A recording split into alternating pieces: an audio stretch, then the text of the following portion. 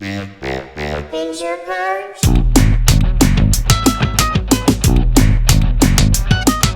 Binge or Purge?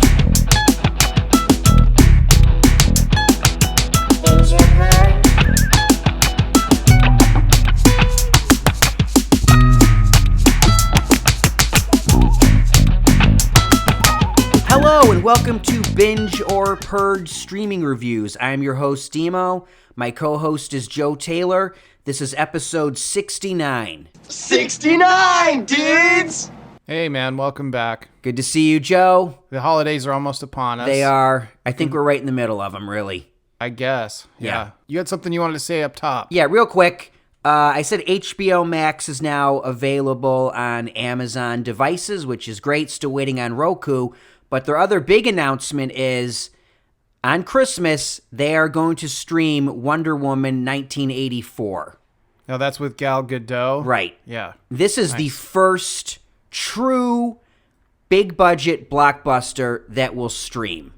You know, I mean, At I the think same it's time. like, yeah, it's going to get a theatrical release in certain areas, but if you live in the United States, who are we kidding? On Christmas, you're going to watch Wonder Woman.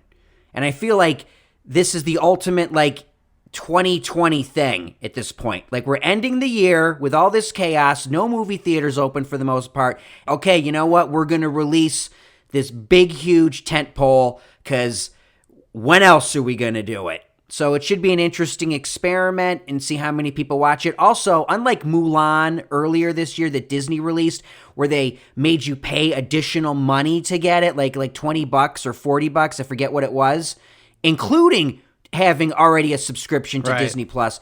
This is just going to be there on HBO Max for free if you already have a subscription. So there's no additional charge. So they're losing their butts on this movie. They got to be. They got to be, right? Yeah.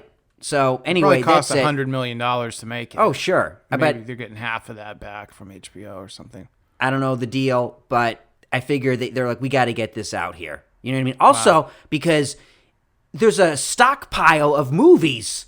Yeah. You know what I Yeah. mean? We were It's like, supposed to have Top Gun 5 months ago. yeah, I'm just saying, like, once movie theaters open, I'm praying to God, once they finally open, I mean, it's going to be a tent pole on a Wednesday and then a Friday. I mean, they're going to release movies on Tuesdays just to, like, get it all Yeah. out there, you know? So it should be crazy.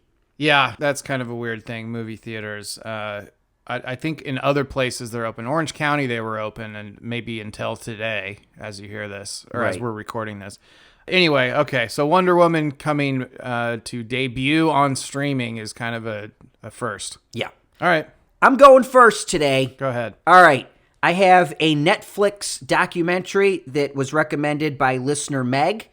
Want to say right off the bat, thank you, listener Meg. She's had some good recommendations recently, so we appreciate that. Thanks, Meg. This is The Black Godfather. It's 1 hour and 58 minutes, and it is about Clarence Avant, who I'm Oh, sure yeah. you've heard of. Yeah, of course. I have Who his, hasn't heard of Clarence a Avant? bust of his likeness in my den.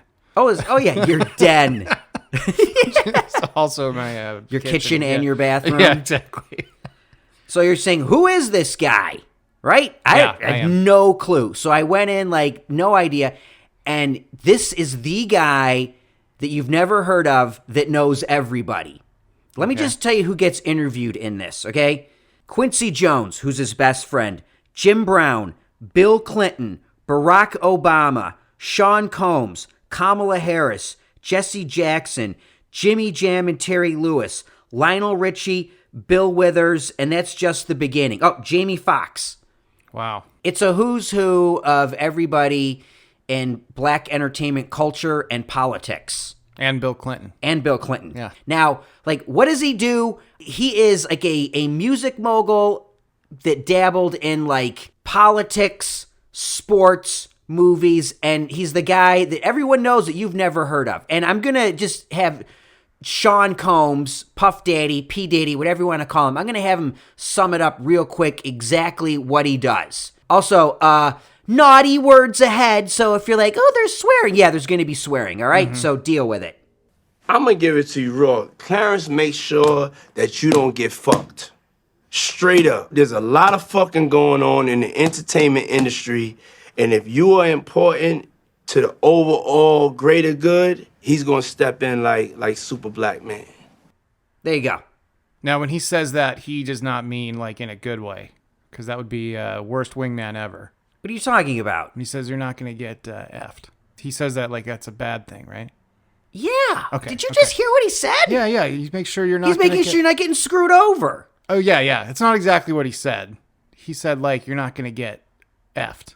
Yeah, you don't want to get effed in this business. Oh, in the business, no. Yeah. But like at a party or something, or at a club. You think he's like a cock blocker? Well, I didn't know I didn't have any context. That's all. Wow. I said he was a mogul in the business. The business of You're not even listening to me The business today. of CBing. No. Okay, I'm the sorry. The business of music and entertainment. Go on. I'm sorry. So anyway, so they interview him. He's still alive, so you get his perspective on things. It is a bit of a puff piece, and that nothing bad is said against him, you know.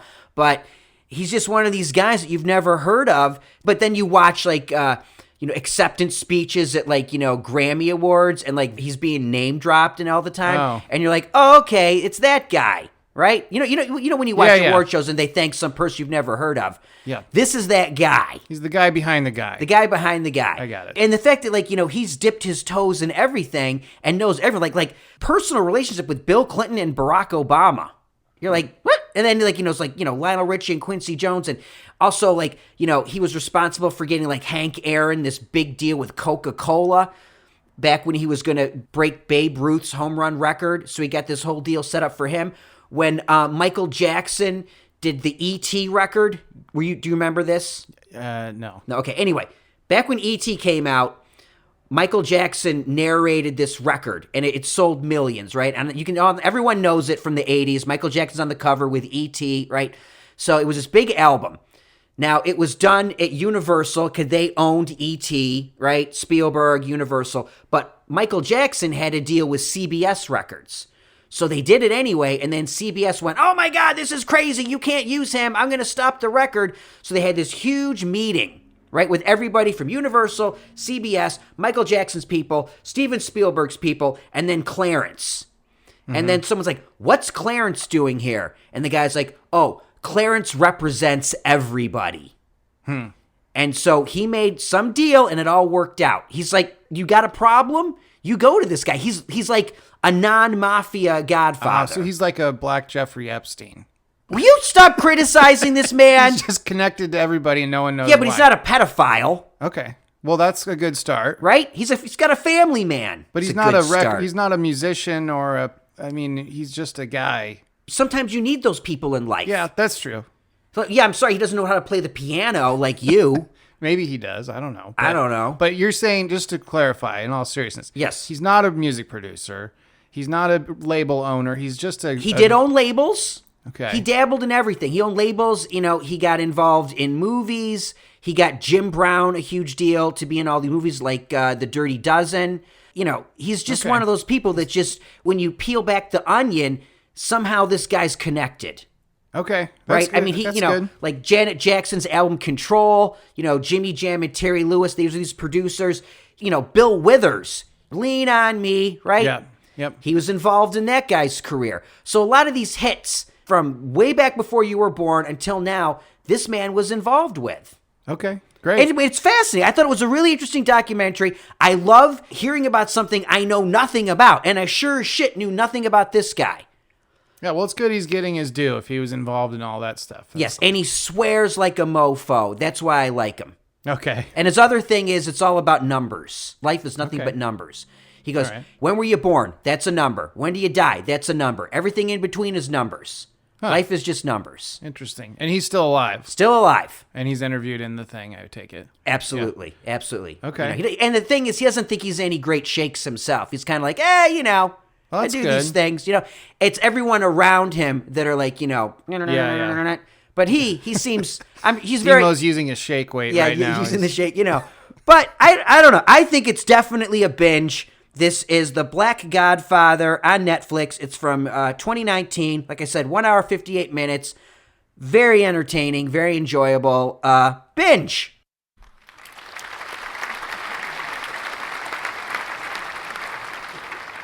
I should also mention 100% with the critics on Rotten Tomatoes. Oh, wow. Okay. No audience score. Oscar contender? No, because it's from 2019, bud. Huh. Okay. Yeah, it would have missed its chance. That's how it works. Speaking of numbers, Joe. Yeah, I guess so. Yeah. Okay, now I've got something to tell you about. Now, there's this mental disorder wherein a caregiver keeps the person that they're caring for sick. Oh, God. Are you familiar with this? I know exactly where this is going. Let me go through my files in my brain. I believe it is Munchausen by proxy, Joseph? That's correct. Yeah, that's correct. Now, you may think, wow, this is the third thing we've talked about, that this is the central plot. And yes, it is. But this movie, Run, came out on Hulu yesterday as we're recording this. Yes, I was going to watch it, but I didn't, because in my brain I thought, you know who's going to do this? Joe. Yeah. Okay. Well, if there's one thing I love, it's Munchausen syndrome by proxy. It is. It is a recurring theme in your life. Well, and yours too. It's really, they should sponsor the show. We'll have to reach out to their people. They must have a publicist, because this, like, seriously, the third movie we've talked about with this in it, or series. Yeah. The last one was The Act, which was very good. With Patricia Arquette, Yeah. which I liked. Yep. Well, I thought it fell apart. Yeah. We're not Yeah. reviewing that, though. Right. Yeah. So this one, this stars Sarah Paulson, who we love from all the Ryan Murphy stuff, literally. And then a young girl, a newcomer named Kiera Allen. Don't know her. So two new faces playing the Patricia Arquette and Joey King roles. Other than that, same movie. Really? Almost same movie, little different ending. It's good, but let's do a little role play here. You pitch me a movie, a third movie about Munchausen's proxy, and I'll be the network person, and just give me the quick summary, and then you're ready to pitch it. Do you validate parking here for starters? We'll see. Okay. What's your movie about? I got this mother and daughter. She's sick. And the reason is the mother keeps keeping her sick. Okay, can't wait to hear it. That's it. Oh, That's the pitch. that's the whole plot. Yeah. That's what this was. There was a plot, but there was no story. So we've been there, done that. We've been there, done that. The plot was fine, but really all it is, and I'm not spoiling anything, it's the mom keeping the girl sick. The girl slowly discovers it, tries to get away. The mother chases her. There's a little bit of, remember the movie Misery, of course. There's a little bit of that towards the end, and then the mother ends up in prison. Wow. So we've seen this at least twice before. I don't know what the motivation Now, was. the thing is, the act was based on a true story. Okay, And real people. right. But this is a fictionalized version, correct? I guess this takes place in Washington State, in Pasco. Not many people know where that is, but the girl is trying to get accepted into University of Washington, which is where I went, as you know. I thought you went to Gonzaga. Well, I went to Washington and then Gonzaga. Okay. Anyway, what am I going to tell you? You saw the act. Yeah. Just watch it again. But Well, with I saw Sarah the Paulson. trailer and I was just like, it's the act. Who are they fooling with this? I don't know. How is Sarah Paulson, though? Oh, fantastic. And, Right. and the girl is fantastic. So two good performances, Yeah. but material that's like just been done Just to death. beaten. Yeah. Now, the interesting thing about this, the only reason I can think that this exists is because they're really the only two main characters. There's a couple of like day players, but this thing probably cost very little to make, production wise. So Hulu probably threw a couple $1 million at it and got a good movie. It's a very good movie. If you haven't seen the act and you haven't seen whatever the other thing was we've talked about, this is fine. Yeah, but you already gave away the entire plot. Well, you could get the whole plot from the poster. I mean, it's like the mom keeps the daughter sick. She finds out.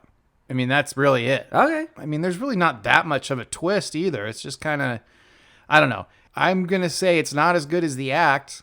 I mean, watch the act. It's a little more based on reality. Yeah, but here's the thing, though. Yeah. The act is more of a commitment. That was a whole bunch of episodes. This is what, That's true. 2 hours? Hour and a half. Hour and a half. See, I mean, you get the whole thing in an hour and a half, which is what the act should have done instead of Right. dragging it all out at the end. Like those last 2 episodes, I was like, oh my God, wrap it up. But Yeah, that's a fair point. I guess the point is this: solid performances in both the act and what is this called again? Run. Run. Yeah. But the Bad subject title. matter, yeah, bad title. The act and Run, actually, for both of them, Yeah. I think we've covered Munchausen by proxy enough. I sure hope so. So let's say anything Munchausen by proxy related after the act, it's been done. I'm going to say skip this. It's a purge. Thanks, Joe. Yep. My turn. Dimo's turn. Thank you. I have an HBO limited series that I originally wasn't even going to watch, but I was watching Last Week Tonight with John Oliver, and it just bled over. And I was like, all right, I'll watch the first episode. I watched the first episode, and I was like, okay, I'm in. And here's the thing, it's only 6 episodes. And by the time you're hearing this, it's probably over. Now, at the time of recording this, there's 2 episodes to go. And I will say, I don't know where it's going, and that's why I'm watching it, and that's why I like it. I can't figure it out. Now, this is called The Undoing, and it was created by David E. Kelley. He adapted it from a book. It stars Nicole Kidman, Hugh Grant, Donald Sutherland, Noah Jupe, Edgar Ramirez, and Matilda De Angelis. Now, can I mention something about David E. Kelley real quick? Yeah. In case people aren't familiar. A lot of times we mention showrunners and people don't know. Picket Fences, Chicago Hope, The Practice, Ally McBeal, Boston Public, Boston Legal, Big Little Lies, etc. He's created a lot of shows, and those are all pretty similar in tone. Well, I will say, for the most part, a lot of these shows, some point, you're going to have a courtroom element. Got it. Same thing here. Now, this is a like a murder mystery thriller, and I'm going to be honest with you. Okay, please do. I'm bordering on the creep zone here, and I got to be careful here. I don't want to come off like, creepo. But Matilda De Angelis is in the first episode. She's hot, dude. Oh, yeah? I put this out to a couple of my friends, and they were like, no, she's not. She has a shovel face. I don't know what they're talking about. I'm like, give her a chance, man, right? I got into the show because she was beautiful. She's naked in most of it. Oh, okay. That's all I'm going to say. I just woke up a little bit. Yeah, finally. Does that get your interest? So that first episode, I was like, maybe I will watch this whole thing. But look at great performances, especially Hugh Grant and Donald Sutherland. Also, Noah Jupe, he played Shia LaBeouf in Honey Boy. Oh, yeah. Okay, he's Right? good. He's good. He's a good actor. Everyone in this is really good. Like I said, I'm enjoying it because I really don't know where it's going, and that's great and refreshing. I can't figure it out. I thought this was going to be more David E. Kelley. I don't know. But it's not a big commitment. It's just 6 episodes. They move along real quick. I don't want to give too much of the plot away. Okay. Yeah? No? I started to watch it and it kept freezing because I was trying to. You were just pausing it on the dirty parts. No. It wasn't freezing. No, it was. I was trying to airplay it on something, but anyway, I heard this is good. I heard it's a nice, fun little try and figure out who done it type of thing. So anyway, you said you like this thing. I did. It's Okay. The Undoing on HBO and HBO Max, if you want to just find it right there. All right. And it's a binge.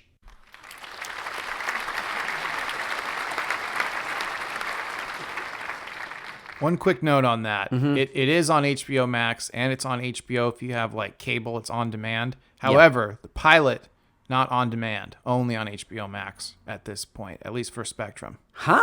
Yeah, if you go to HBO on demand, That's on Spectrum, typical Spectrum BS. I hate Spectrum. What are you doing? Spectrum sucks. Yeah, leave it up. Leave the pilot up. Leave it up so people can get into it. You could not start this show if you don't watch the first episode. Of course. That's why I was trying to airplay it, blah, blah, blah. But just know that you basically have to get the pilot on HBO Max right now, Okay. as far as I know. Okay, last thing. This is a Netflix movie called Code 8. You'll notice on our little lineup I wrote Sector 8. That's because I had forgotten the name, which should kind of set up the rest of the review. This is kind of an action, adventure, thriller. It's not rated. It would probably be a hard PG-13. Okay. It's something that kids could probably watch. There's not a lot of like disgusting stuff in it. It's like Heat with a little bit of sci-fi. Space bank robbery? It's not on space. It's actually set on Earth, but way in the future. Some people have powers. They're outlawed to use their powers. So it's like X-Men meets Heat, I guess. Okay. I watched this just for something to watch that wouldn't be super depressing. And I expected it to be like the Arrow on CW or something like that. The reason I expected that is because the star of this movie is Stephen Amell. Amel. Amell? Amel? I don't watch I'm not a whole even. lot. I mean, I know who he is. I know who you mean, but it's. I look at his name and I go, "How do you say that?" I don't know. I don't know, and it doesn't really matter. But he's in it with his cousin Robbie Amell. Amell. It's Amell. Stephen and Robbie Amell. Whatever. Now, one of them's in the Arrow. I actually don't know which one. Isn't one of them on Upload? Yeah, Robbie is on Upload. Right. Yeah. That's right. Okay. There you go. Upload, by the way. Binge. Yeah, and coming back for season 2. Did you know that? Yes. Okay. Anyway, so whatever. This is called Code 8. It's about a guy with powers. He's not allowed to use them by order of law. There's futuristic robot cops that come and seek for people with powers and make sure they aren't using them because they use them primarily in construction applications. So they will go work illegally on construction sites and use their powers for welding, super strength, things like that. How is that being outlawed? They're construction workers? I think it's some kind of like Is there metaphor. like a union that's like, no. Yeah, exactly. You're working too fast. We can't have you. Exactly, and it's enforced by the police that drop. There's some cool imagery and stuff. They drop like these like T-1000 type of like Terminator robots to chase them and arrest them. I think there's some kind of metaphor there for like illegal immigration. I'm not sure. There's something like that in it. They try to get a little bit like messagey with it, but then I think they like subdued that so much that it just is what it is. It's on the surface. It's not going to make you think a whole lot. But I'll tell you this, I was very surprised at how much fun I had watching it because it is well done. The elements, I said, it's a little bit like Heat. Those parts were great. What part is like Heat? You keep saying it's like Heat. There's a heist. Thank you. There's a couple of heists. Okay. Sorry, I should have mentioned that. Yeah, there's a really long one shot in a diner. No, Yeah. I'm just kidding. It's like Pacino and De Niro are in it. Yeah, for a 10-minute one shot. It actually surprised me. This is called Code 8. It's on Netflix. Now, one more thing I did like about it, it was originally a short. So somebody had this idea, made a short film, probably on their credit cards, got the movie bought. Now it's on Netflix. I love that. Good for them. I'm guessing it was the Amell brothers that were behind all this. I think they produced it too. Anyway, Code 8, if you want something fun that's kind of sci-fi, kind of heisty, that's what it is. Is it like Heat? In a lot of ways. Okay, Yeah. good, Heat- because Heat I'm on meets board X-Men. now. It's Thanks. enough like Heat that it's worth watching. I'm going to give it a binge.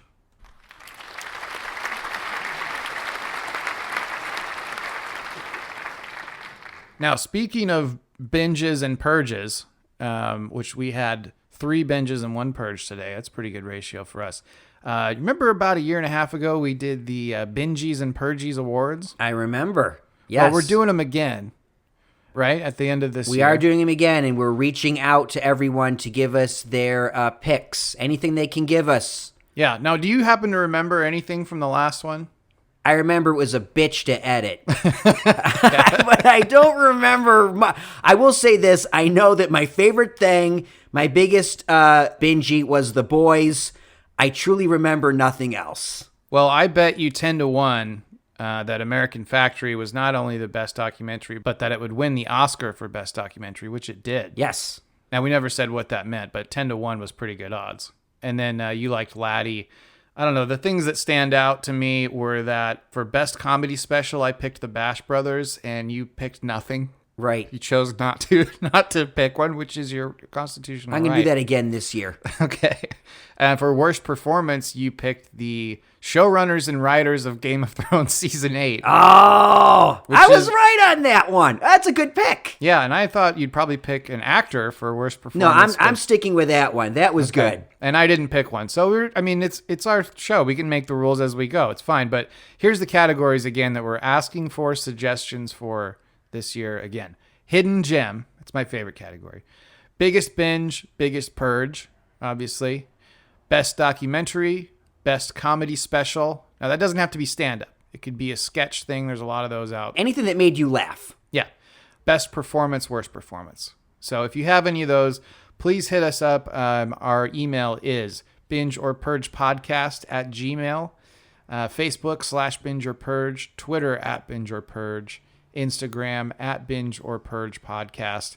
And there's some funny pictures. Someone that you know, or a listener, someone has been making little memes of the episodes. That's on Instagram now. It's funny. on Instagram and Twitter. It is John Fiorella at Untamed Cinema. You can follow him on Twitter there. He's not on Instagram, but I put his pictures up there. He is a devoted listener, always giving me good critiques. And like I said, these little montage photos he makes of our podcast. It's like a mishmash of everything we talk about. He throws them all together. He churns them out fast, and they're great. Everyone loves them. So that's it. If you go to our Twitter and our Instagram, we're starting to put them up there. Check them out. Once again, that's John Fiorella, and you can follow him at Untamed Cinema on Twitter. Now, we're also going to play some listener voicemails if we get them for the Binges or Purges. We'll have to figure out how they're going to get those to us, because not everyone knows us personally that listens to the show, believe it or not.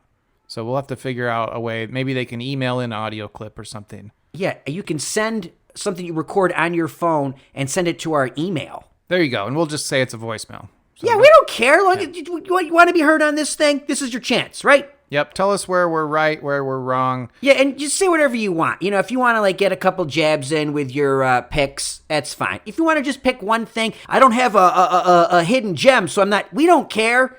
Just say I just got a bingey, I just got a purgey, whatever, man. Just contribute. Thank you. Fun fact, if you're listening to this right now, the voting is over. They can hear us everywhere. You want to say where? Stitcher, Google Play, YouTube, Apple Podcasts, I don't know. Spotify, all those places. You're listening to us now. Why are we even bothering? Tell friends, man. Tell friends. I know you do, so we appreciate you getting the word out. Yeah. As always, we want to thank Jess the Facts. You can follow Jess the Facts on Instagram at the Jesse Greer. That's Jesse with a Y. So for Joe Taylor, my name is Dimo. This has been Binge or Purge Streaming Reviews. Thank you so much for listening, and we'll see you next time.